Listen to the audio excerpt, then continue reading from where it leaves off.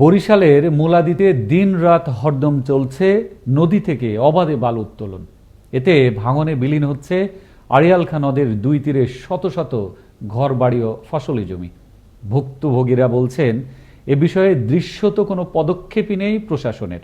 অপরদিকে বালু উত্তোলনে নিয়োজিত শ্রমিকরা জানালেন, স্থানীয় জনপ্রতিনিধিদের ইশারাতেই করছেন বালু উত্তোলন।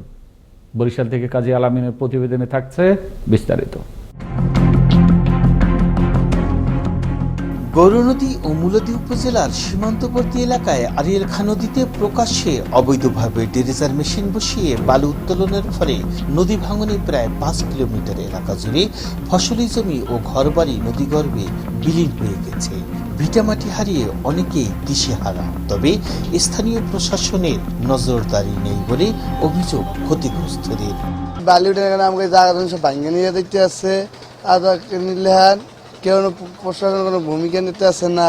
এই বালি উঠানোর কারণে বাড়িঘর ভাঙ্গে লয়ে যাইতেছে, প্রায় 5 কিলো পথ ভাঙ্গে লয়ে গেছে। মেম্বার বলছি হেরা কেউ আগায় না, কেউ অনেক দূর মুলাদির ড্রাইভার আছে, হেরা মনে করেন আইয়া বালি উঠে লিয়ে যায়। চেয়ারম্যান কয় হয় কাল হয়ে যাবে, পরশু হয়ে যাবে, কেউ কিছু করে না, তো কি করবো আমরা? ইয়ার ভূগর্ভস্থ থেকে ড্রেজার মেশিন দিয়ে বালু উত্তোলন করা সম্পূর্ণ বেআইনি। তবে সরাসরি সরকারি নীতিমালা ভঙ্গ করার অভিযোগ উঠেছে মুলাদী উপজেলার স্থানীয় জনপ্রতিনিধিদের বিরুদ্ধে।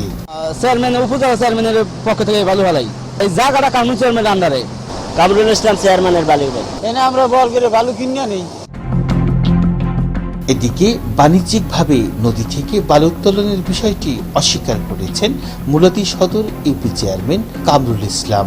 এটা সম্পূর্ণ মিথ্যা এবং ভিত্তিহীন, এবং এটাকে আমি ঘৃণা করি। এরকম কোনো কাজের সাথে আমি ইনভলভ না, এবং এটা বিপক্ষে আমি থানা আইন শৃঙ্খলা মিটিং এ একাধিকবার বক্তব্য দিচ্ছি।